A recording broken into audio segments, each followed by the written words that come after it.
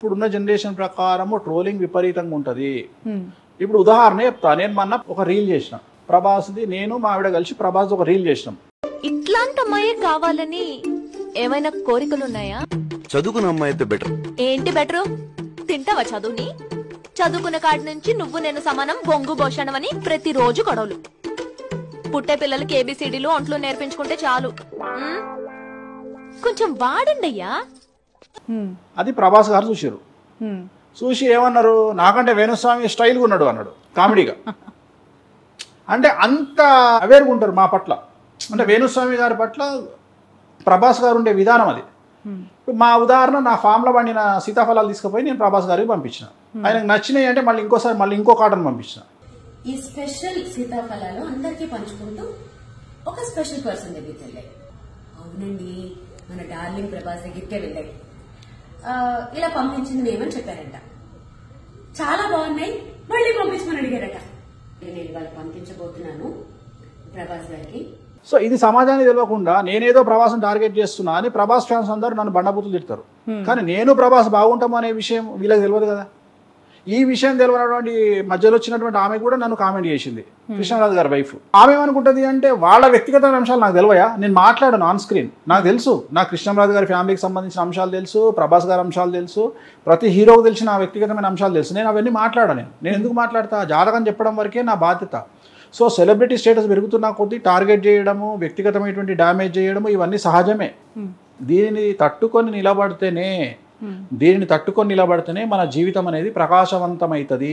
So ఎదుటివాడు వేసేటువంటి ఇటుకలను, రాయిలను మనము తీసుకొచ్చుకొని ఇల్లు కట్టుకోవాలి. ఎదుటివాడు వేసినటువంటి మంటలో మనం సలిగాసుకోగలిగితేనే మనకు సక్సెస్ రేట్ ఉంటుంది. నేను వీటికి కొట్టుకపోతా అంటే మనం తట్టుకోలేము. మన లైఫ్ కూడా పాపం గీతాంజలి లాగా మనం కూడా తొందరపాటు నిర్ణయాలు తీసుకోవద్దు. తనని టార్గెట్ చేసిర్రు, ఎవరు టార్గెట్ చేసిర్రు నాకు అనవసరము. ఈవెన్ ఇవాళ మీరు నమ్మినా నమ్మకున్నా గుంటూరు కారం అనే సినిమాను వాంటెడ్లీ నెగిటివ్ పబ్లిసిటీ ద్వారా ఫెయిల్యూర్ అని చూపించారు. వాంటెడ్లీ. అంతెందుకు, నిన్నగాక మొన్న విజయ్ దేవరకొండ సినిమా రిలీజ్ అయింది, ఫ్యామిలీ స్టార్. సినిమా రిలీజ్ కాకముందే రివ్యూస్ పెట్టారు బేకార్ సినిమాని. ట్రోల్స్కు, మేమర్స్కు, ఫేక్ రివ్యూస్కు నాశనం అయిపోయినటువంటి వ్యక్తి విజయ్ దేవరకొండ. ఈ సినిమా నాశనం అవడానికి కారణం ఎందుకంటే సినిమా బయటికి రాకముందే నెగిటివ్ రివ్యూస్ పెట్టేశారు. మొత్తం ఎక్కడ చూసినా నెగిటివ్ రివ్యూస్. బాగలేదు, రాడ్డు దించుండు అంటే ఈ మౌత్ పబ్లిసిటీకి పోయేటోడు కూడా పోడు.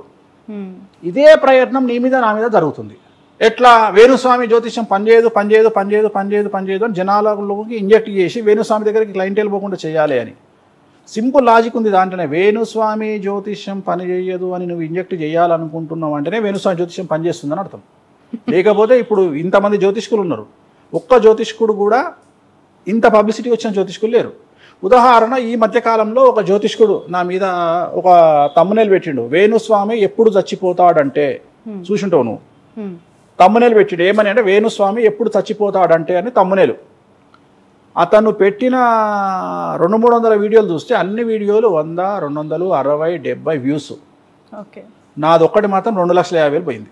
నా తమ్మునేలు పెట్టింది. That is my brand. Venu Swamy అనే బ్రాండ్ పెడితే అది. బట్ ఇప్పుడు మీకు పేరు మార్చారంటే కదా, వేణుస్వామిని వేలుస్వామి అని పిలుస్తారు. మంచిగా అడిగినావమ్మా నువ్వు ప్రశ్న.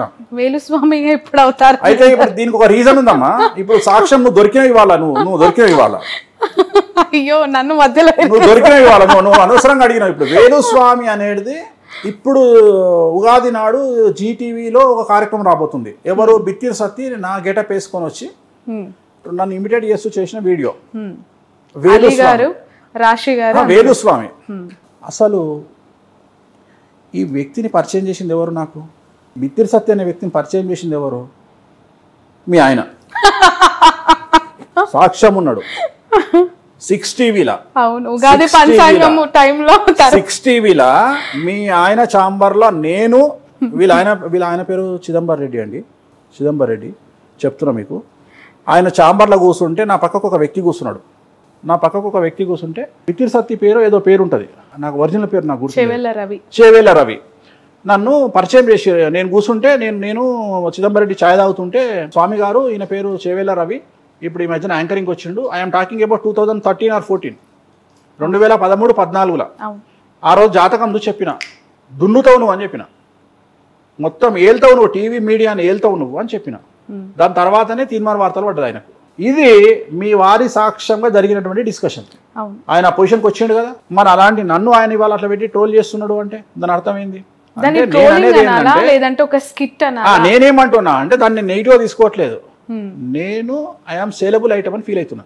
ఇవాళ ఒక టీవీ ఛానల్లో నా మీద ప్రోగ్రామ్ చేస్తున్నారు అంటే that is my credibility, that is my worth, that is my market, that is my brand.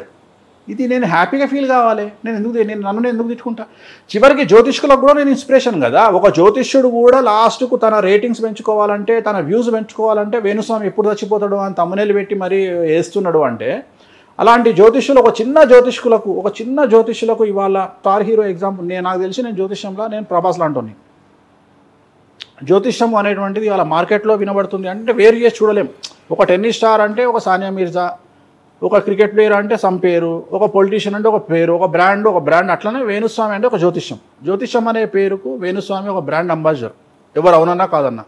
ఇంత ధైర్యంగా టీవీలకు వచ్చి ఇంత ధైర్యంగా ప్రిడిక్షన్స్ చెప్పి ఇంత ట్రోలింగ్ని తట్టుకొని, ఇన్ని మీమర్స్ని తట్టుకొని, ఇంతమంది కుంచిత మనస్తత్వాలను తట్టుకొని, ఇంతమంది దుర్మార్గం నుండి తట్టుకొని బయటపడుతుండు అంటే చాలా బిగ్గెస్ట్ అచీవ్మెంట్ నా లైఫ్లో ఇది. బట్ ఎంత అనుకున్నా కూడా ఎక్కడో ఒక దగ్గర మనసులో అంటే being in a family person, wife పాప దగ్గర డిస్కషన్స్ వచ్చినప్పుడు అనిపించదా మేబీ ఒక్క సందర్భంలో? నేను బాధపడకుండా వాళ్ళు బాధపడతారు కదా, పాప బాధపడుతుంది కదా, మా ఆవిడ బాధపడుతుంది కదా. ఇప్పుడు మనం అదే కదా చెప్పుకుంది. ఇప్పుడు మన కొడల నాని గారు వస్తే తను అదే చెప్పింది, అన్న చాలా టార్చర్ పెడుతున్నారన్న, భయంకరమైన టార్చర్ పెడుతున్నారన్న, బాగా టార్గెట్ చేస్తున్నారన్న. సరే అమ్మ పట్టించుకోవద్దు, వాళ్ళు చెప్పేది వాళ్ళు చెప్తారు, నేను చెప్పినట్టే వాళ్ళు చెప్తారు, పట్టించుకోవద్దమ్మా ఉంటుంది. బాగా సఫర్ అవుతాము. ఇక వీటన్నిటికీ సమాధానం చెప్పేది ఉందమ్మా. ఎలక్షన్లు అయినాక చెప్దామని ఆయన రైట్ ప్రశాంతమైన వేణుస్వామిని ఉగ్రరూపంగా చూస్తాం. అప్పుడా అన్ని దాచిపెట్టుకుంటున్నారు అయితే లోపల. ఎలక్షన్ల కోసం వెయిటింగ్ అమ్మా. ఎలక్షన్లు అయిన తర్వాత చాలా మంది కాన్సల్ చేసేది ఉంది. బిఫోర్ దట్ నేను ఇంకొక క్వశ్చన్ అడగాలి ముందు సబ్జెక్ట్కి సంబంధించి. మామూలుగా పుట్టినరోజు యాజ్ పర్ డిఓబి చేసుకుంటాం, డేట్ ఆఫ్ బర్త్ పుట్టిన డేట్ ప్రకారం మనం చేసుకుంటూ ఉంటాము. ఆ రోజు మన పుట్టినరోజు సెలబ్రేషన్స్ మన స్థాయికి తగ్గట్టు ఉంటాయి. బట్ చనిపోయిన రోజుని మాత్రం తిథి ప్రకారం ఎందుకు చేసుకుంటారు? చనిపోయిన రోజుని ఎందుకు కన్సిడర్ చేయాలి? నీ ప్రశ్ననే తప్పమ్మా. నువ్వు అడగాల్సింది ఏంటి అంటే పుట్టినరోజును దేన్ని బేస్ చేసుకొని చేయాలని అడగాలి. చనిపోయిన రోజును తిథిని బేస్ చేసుకొని చేస్తారు. అప్పుడు నీ క్వశ్చన్ ఏమని ఉండాలి అంటే ఫస్ట్ క్వశ్చన్ రాంగ్. ఇది కూడా తిథి ప్రకారమే చేయాలి కాదు, నక్షత్రం ప్రకారం చేయాలి. మనకు జ్యోతిష శాస్త్రం కానీ మన హిందూ ధర్మ శాస్త్రాలు కానీ ఏం చెప్పినాయి అంటే పుట్టినరోజుకు నక్షత్రాన్ని బట్టి చేసుకోవాలి. దాన్నే తిరు నక్షత్రం అంటాం. తిరు నక్షత్రం అంటే ఉదాహరణ ఇప్పుడు నేను పుట్టిన నక్షత్రం ఒకటి ఉంది, ఆ నక్షత్రం ఏ రోజు ఉంటే ఆ రోజు నా పుట్టినరోజు చేసుకోవాలి. ఇప్పుడు ఉదాహరణ అబ్జర్వ్ చేస్తే కృష్ణాష్టమి అని చేస్తాం. కృష్ణాష్టమి ఎప్పుడు చేస్తాం? రోహిణి నక్షత్రం, జనరల్ గా రోహిణి నక్షత్రం. కొంతమంది అష్టమి రోజు చేస్తారు, కొంతమంది రోహిణి నక్షత్రం రోజు చేస్తారు. జనరల్ గా చనిపోయినటువంటి డేటు తిథిని బేస్ చేసుకొని చేస్తారు. ఆ తిథి కూడా మధ్యాహ్నం ఖచ్చితంగా 12:30-1 గంటకు ఉండాలి. అంటే సూర్యోదయానికి ఉండడం ప్రామాణికం కాదు ఇక్కడ. ఇప్పుడు ఉదాహరణ ఒక వ్యక్తి త్రయోదశి నాడు చనిపోయింది అనుకుందాం. సపోజ్ త్రయోదశి నాడు చనిపోతే త్రయోదశి నాడు మధ్యాహ్నము ఆ రోజు త్రయోదశి ఉండాలి, ఉంటేనే తద్దినం పెట్టాలి, సంవత్సరికం పెట్టాలి. ఒకవేళ పొద్దున 6 గంటలకు పోతుంది అంటే ముందు రోజే పెట్టాలి. అంటే మధ్యాహ్నము పంతులు భోజనం చేసే టైంకు లేదా మనం భోజనం చేసే టైంకు ఆ తిథి ఉంటేనే ఆ రోజు తిథి పెట్టాలి. దాని పేరే తిథి. తిథి అని ఎందుకంటారు అంటే ఆ చనిపోయిన వాళ్ళ తిథిని బట్టి మనం బేస్ చేసుకుంటాం. నక్షత్రం సంబంధం లేదు ఇక్కడ. కానీ పుట్టినరోజుకు మాత్రం నక్షత్రం చూసుకోవాలి. ఏ నక్షత్రం రోజు అయితే మనం పుట్టినామో ఆ నక్షత్రానికే మనం ఖచ్చితంగా బర్త్డే చేసుకోవాలి. ఇది హిందూ ధర్మశాస్త్రంలో మనకు ఇచ్చినటువంటి శాస్త్ర ప్రామాణికం. కానీ అవన్నీ దొరకాయి కాబట్టి మనం డేట్ ఆఫ్ బర్త్ ప్రకారం చేసుకుంటున్నాం. అంతే, చాలా ఈజీ యాక్సెస్ అన్నట్టు మనకు. కానీ కొంతమంది పండుగల నాడు పుట్టినాడు మాత్రం ఖచ్చితంగా పండుగ నాడే చేసుకో. ఉదాహరణ వినాయక చవితి నాడు పుట్టిన డేట్ చూసుకోరు, వాళ్ళు వినాయక చవితి రోజే వాళ్ళ బర్త్డే. అట్లా వెరైటీ ఉంటుంది. కొంతమంది పండుగలు తప్పదు కదా ఇక వాళ్ళకి. ఎందుకంటే వినాయక చవితి ముఖ్యమా వాళ్ళకు డేట్ ముఖ్యమా అంటే వాళ్ళు వినాయక చవితి ముఖ్యం అనుకుంటారు. ఎందుకంటే వాళ్ళ ఫెస్టివల్ ఇంకో ఫెస్టివల్ కలిసి వస్తుంది కాబట్టి, రెండు కలిపి వస్తున్నాయి కాబట్టి అట్లా చేసుకుంటారు. ఈ మధ్య కాలంలో ప్రతి 10 జంటల్లో వింటున్న 5 నుంచైనా కామన్గా వినేది సంతానలేమి సమస్యలు అనేవి. మీరు అన్నారు హాస్పిటాలిటీ అని. Majority of the hospitals is IVF centers, సంతానలేమి సాఫల్య కేంద్రాలు అని చెప్పి గల్లీకి ఒక 2-3 మనకి ఇప్పుడు కనిపించేస్తున్నాయి.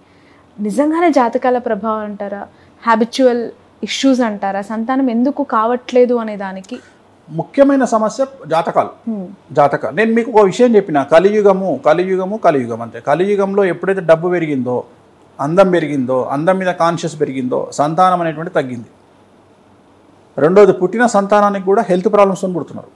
ఆటిజం అందం మీద కాన్షియస్ పెరిగితే ఖచ్చితంగా పెళ్ళైన తర్వాత కనాలనుకుంటారు, బట్ అది ఇద్దరి దగ్గర ఒకరిని అందం కాదు నేను మాట్లాడేది. నేను అనేది అందం డిఫరెంట్ కాన్సెప్ట్. ఇప్పుడు నయనతార ఉంది, నయనతార బికాజ్ ఆఫ్ అందము అంటే ఆమె ఏంది అంటే ఆమె శరీర సౌష్ఠంలో ప్రాబ్లం వస్తుంది, తను సినిమాలు చేయాలి ప్రాబ్లం వస్తుంది కాబట్టి తను సరోగసికి పోయింది. నేను అట్లా మాట్లాడతలేను. నేను అనేది ఏంటి అంటే ఇప్పుడు ఆమె ఉంది, ఆమెకు సంతాన యోగం లేదు. వాస్తవంగా మనకు తెలిసినంత వరకు సమాజం ఏమనుకుంటుంది అంటే నయనతారను చూసి నయనతార తను సినిమా తన ఫిజిక్ డ్యామేజ్ అవుతుంది అనే ఉద్దేశంతోని మాత్రమే పెళ్ళి ఆమె సంతానానికి పోలేదు అని సమాజం అనుకుంటుంది. కానీ వేణుస్వామికి ఏం తెలుసు అంటే ఆమె జాతకములో సంతానం అయ్యే యోగమే లేదు కాబట్టి ఈమె సంతానానికి పోయింది సరోగసికి అనేది వేణుస్వామికి తెలుసు. లాజిక్ అర్థమైందా? ఓకే. సో ఇక్కడ సరోగసికి ఎందుకు పోయింది అంటే ఆమెకు పుట్టుకనే. ఎందుకంటే ఇప్పుడు కాజల్ అగర్వాల్ ఉంది, కొడుకుని కన్నది, మళ్ళీ వచ్చి సినిమా చేసింది. మొన్న చేసిన బాలయ్య బాబుతో సినిమా చేస్తే 2.5 కోట్లు రెమ్యునేషన్ ఆమెకు హీరోయిన్గా. ఆమె వచ్చి చేస్తలేదా? రెండోది, ఇప్పుడు ఎంతమంది హీరోయిన్లు మన సర్జరీ కాగానే పిల్లల్ని కనంగానే ఇమీడియట్గా వచ్చి టమాటాకి చేయించుకుంటారు, వచ్చి సినిమాలు చేస్తున్నారు. ఎంతమంది చేస్తలేరు? సో ఇక్కడ ఆమె ఏదో ఆమె సినిమా ఇండస్ట్రీ కోసం, స్ట్రక్చర్ కోసం అని చెప్పేసి, ఫిజిక్ కోసం అని చెప్పేసి తల్లి కాలేదు కాదు, తప్పది. ఆమె జాతకంలో యోగం లేదు, తనకు యూట్రస్ ప్రాబ్లం ఉంది. రెండోది ఏంటంటే మన హైదరాబాదు కేంద్రంగా ఉన్నటువంటి ఇద్దరు సెలబ్రిటీలు లాస్ట్ 1-2 ఇయర్స్లో పిల్లల్ని కన్నటువంటి ఇద్దరు కూడా సరోగసిగానే కన్నారు పిల్లల్ని. కానీ నేను ఒక విషయం చెప్తాను. ఇది ఒక 2 సంవత్సరాల కింద జరిగింది. మాకు తెలిసినటువంటి ఒక అమ్మాయి నా దగ్గరకు వచ్చింది, జాతకం చూసి అమ్మ నీ జాతకంలో సంతాన యోగం లేదని చెప్పిన. సంతాన యోగం లేదు అంటే ఆ అమ్మాయి ఒక మాట చెప్పింది, సంతాన యోగం లేదు గురువు గారు, కానీ మా ఆయన 2వ పెళ్లి చేసుకుంటా అంటుండు, నన్ను ఏం చేయమంటారు? డాక్టర్ దగ్గరికి పోయిరట. డాక్టర్ దగ్గరికి పోతే డాక్టర్ చూసి అబ్బాయి కౌంట్ బాగానే ఉంది కానీ అమ్మాయి జాతకంలో సమస్యలు ఉన్నాయని చెప్పిండట. చెప్తే వాడేమంటాడు, అవకాశం దొరికింది వానికి, మొగడుకి, నేను ఇంకో పెళ్లి చేసుకుంటా, పిల్లలు పుడతలేరు కదా. సో ఈ సాకుకు అడ్డం చూపించి ఇంకో పెళ్లి చేసుకుందామని స్కెచ్ చేసిండు. ఓకే. ఈ పిల్ల ఏమంటుందంటే, అమ్మాయి గురూజీ నా మొగడు ఇట్లా ప్లాన్ చేస్తున్నాడు, సో దీనికి నేను ఒక విరుగుడు ప్లాన్ చేసిన. ఏందమ్మా? ఏం లేదు, కడుపు వచ్చిందని మా తల్లిగారింటికి పోతా. చూడమ్మా ఇది ఎంత డ్రామాటిక్ ఉంటుందో. కడుపు వచ్చిందని మా తల్లిగారింటికి పోతా, 9 నెలలు ఆడనే ఉంటా. ఓకే. నేను ఆల్రెడీ వేరే దగ్గర దత్తతకు ఒక పిల్లని మాట్లాడుకున్నా, అప్పుడే పుట్టిన పిల్లగాని, ఆమె డెలివరీతో ఉంది. పిల్ల పుట్టినా పిల్లగాడు పుట్టినా డెలివరీ కాగానే పట్టుకొస్తా. పట్టుకొచ్చి నాకే పుట్టిండు అని సీన్ క్రియేట్ చేస్తా. మళ్ళీ సీన్ క్రియేట్ చేస్తా అంటే మరి నేను అంతా మేనేజ్ చేసుకుంటాను. నేను హాస్పిటల్ మేనేజ్ చేసుకుంటా, డాక్టర్ని మేనేజ్ చేసుకుంటా, అన్ని మేనేజ్ చేసుకుంటా. నేను నమ్మిస్తా. ఇప్పుడు నువ్వు ఈమె పుట్టిందంటావా, సరోగసి అంటావా, లేకపోతే ఐవీఎఫ్ అంటావా? ఇట్లాంటి సీక్రెట్లు ఎవరి దగ్గర మాట్లాడతారు? మాదేనే మాట్లాడతారు కదా, నమ్మకం వల్ల. నేను అందుకనే పేర్లు చెప్పట్లేదు. ఇప్పుడు నేను ఏం చెప్పాలి? ఇప్పుడు ఆ అమ్మాయి ఉదాహరణ, నేను ఆ భార్యాభర్తలు ఇద్దరు నా దగ్గరకు వచ్చినప్పుడు, ఆ పిల్ల బంధువులు నా దగ్గరకు వచ్చినప్పుడు నేను ఈ అమ్మాయికి సంతాన యోగం లేదు అని చెప్పిన. చెప్తే ఆ అమ్మాయికి ఒక్కదానికి తెలుసు సంతాన యోగం లేదని. ఆ అమ్మాయికి కూడా తెలిసి ఏంటంటే ఆ అమ్మాయి తర్వాత నేను ఏదైతే చెప్పిందో అదే చేసింది. ఇప్పుడు ఆ అమ్మాయి కొడుకుని వేసుకొని తిరుగుతుంది. వానికి 1 ఇయర్. ఓకే. సేమ్ నేను చెప్పినట్టు లోపల బట్టలన్నీ పెట్టుకుంది, చీరలు గీరలన్నీ పెట్టి మొత్తం మీద కడుపు వచ్చినట్టు నమ్మకాన్ని క్రియేట్ చేసింది బంధువులల్లా. తల్లిగారింటికి పోయింది. బట్ ఎక్కడ ఒక చిన్న డౌట్ కూడా రాలేదు, ఎక్కడ రాలే, ఎవరికి రాలే. చాలా సినిమాటిక్ స్టోరీ. ఇప్పుడు చాలా జరుగుతున్నాయి ఇట్లా కేసులు.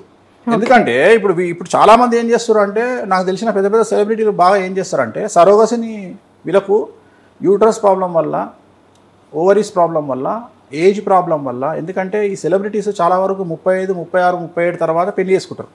వీళ్ళకి సంతాన యోగం చాలా తక్కువ మందికి ఉంటుంది ఆ ఏజ్లో.